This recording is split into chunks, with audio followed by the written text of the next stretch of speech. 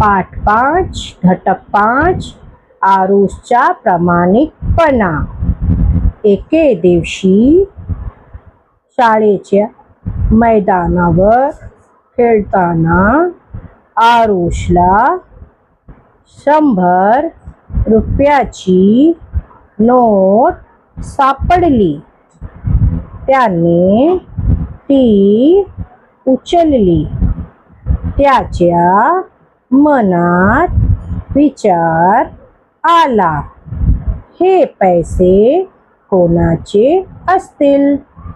आता काय करावं बरं? आरुषने त्याच्या मित्रांना 100 रुपयाची नोट सापडल्याचे सांगताच ते म्हणाले, अरे आरुष, आता ते पैसे तुझेच आहेत। पैसे उचलताना तुला कोणी पाहिलं नाही ना?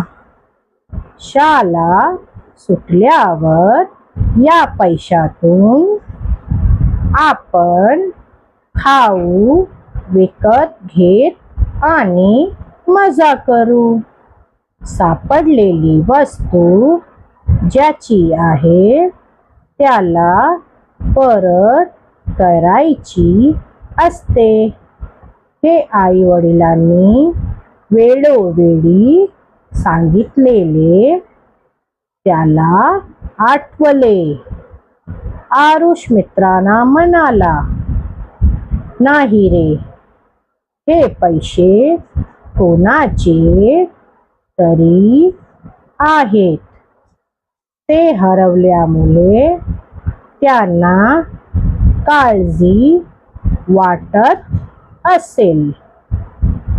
आपण इतरांना दुखी करून आनंद मिळवू नये। आपण हे पैसे शाळेत बाईकडे नेऊन देऊ। म्हणून आरुषने बाईकडे ती नोट दिली।